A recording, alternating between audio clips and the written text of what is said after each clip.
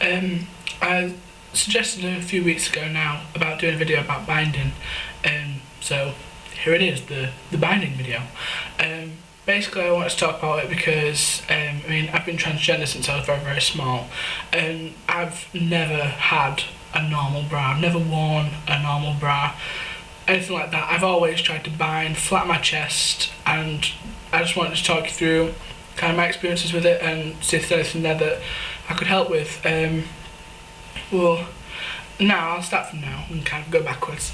But now I wear underworks binders, which look like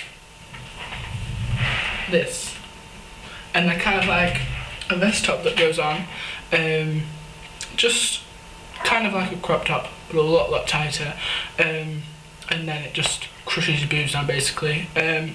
For me, I'm large anyway, but quite large chested. People have kind of said to me, I think you might be a Series D cup. I've never been measured, so I wouldn't know properly, but it seems to do a good job for me. I know there's some people in the YouTube community that wear two, but I wear one and I can feel it pushing down enough, but I suppose it depends on the person.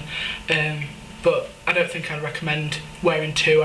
Especially at first when they're brand new, they're a lot tighter, and even then it was sometimes a little bit difficult breathing and things like that, but it achieved a very good result anyway. But again, it depends on the person, what you like and what you want. Before that, I'd been binding, wasn't really binding, I used a frog bra, which can't remember what company that was now, but if you Google frog bra, it'll come up with the website. It's a Japanese website, I think, and it's supposed to be the strongest sports bra in the world. It's very, very strong. Again, especially at first, it was really tight. I thought it did good results, but over time, as they get a little bit more loose and stretchy and things, really wasn't the right thing for me at all, and that's when I got the underworks binders. I found as well, because I wear them to death. Basically, I did wear them to death.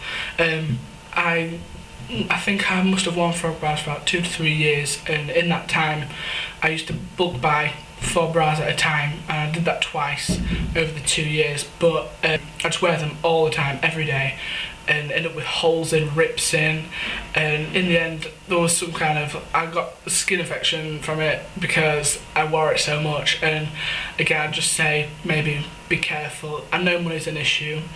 I know for me, I have no money, and so it makes things very, very difficult, and I'd say especially in Britain, because everything has to get shipped. I suppose with America sometimes access to things can be a little bit easier, but I know especially living over in England, everything has to get shipped pretty much. There's nothing really in England, but yeah, the frog bra was good. I would definitely recommend it. Just, I'd say, be more efficient than me about timing and take care of yourself, because it's really important. And before that, the worst thing that I did, and I did it for so many years, must have done it for about 4 to 6 years, was use waist trimmers. And they're basically, I haven't got any with me right now to show you, but it's like quite thick rubber with at the end. It was a big strip that basically just wrap around me and pull and velcro as tight as I possibly could. And I did that for a really long time. It was really painful. My chest used to ache a lot. I had a lot of difficulty breathing, and the velcro used to irritate my skin. And because it was rubberized, because I was sweating underneath, I ended up getting boils and blisters and burns all over my chest, really bad, some to about this long down my chest, and it was really painful. At that time, the doctors were starting to take me a little bit more seriously. I must have been about 14, 15, and I talked to the doctors about it. I said, this is what I do, because they asked me about it, and I said, this is what I do. I bind using the waist trimmers, and they just said straight away, please don't do that. It can cause really bad damage underneath the skin and everything like that, and if we want to do surgery in the future, you're making things a lot harder for yourself, because the tissue that you've got, although you really don't like it, you want to keep it as good as you possibly can, so that surgery can be better.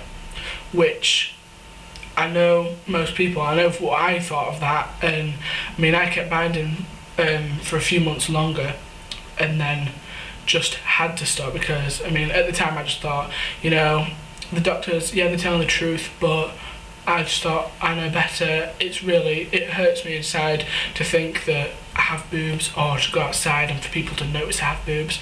I thought that the waist trimmers were the only way, really, and the only affordable way I could do it. And it got to the point where my chest was just nearly going black. It was getting discoloured, really painful, and my family were worrying to bits about me, and I just had to find an alternative, which was the frog bra. So, although sometimes it could make your chest look quite flat, at the same time, you know, I used to have a ridge here where you could see the top of it, so I'd have to layer my clothes on top of it. It was really painful, and as well, I'd have to keep buying them. I mean, I think I used to buy them from like pound shops and things like that, only cheap shops. None of them cost me very much money, but I've not seen any around recently. They'll be there, and fitness places, eBay, you know, everything, but I really wouldn't recommend it. Really very painful. And then before that, which was my first proper binder, really, my mum made me, bless her, because I mean, I'm quite lucky. I mean, me and my family are close, especially me and my mother, and she's always been really supportive of me, and has done anything she possibly can to help me. And she could see that I was just in pieces about my chest, and my dysphoria was getting really bad. And she said to me, look, I'll try and make you something. I'll try and give you something that will flatten your chest down if that's what you really want. What she did do was use an underwear I had. I'll describe how she did it. Basically, it was kind of like a corset. I think it was for your waist, and it like has plastic bones inside, so it's very fitted. But it was basically a lot smaller than what round my chest was.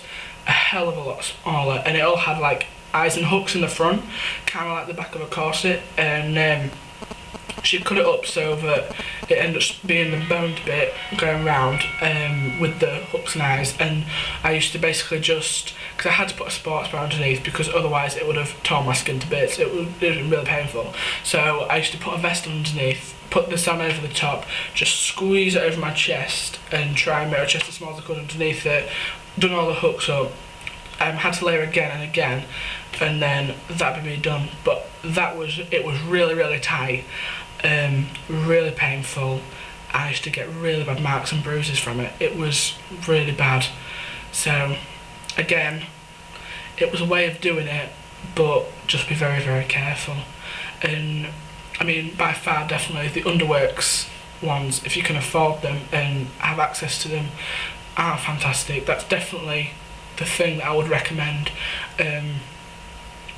But yeah, and then I think before that, before any of the binding, I was so young that basically my boobs, although I was worried and upset about them, it was more that I was worried and upset about them growing and being there, because I did not have them before that age. So that was kind of all the binding things that I've done. Yeah, and any questions or anything like that, don't worry about messaging me. I'll be honest, or I'm happy to talk to you anytime. But yeah, that's my take on binding.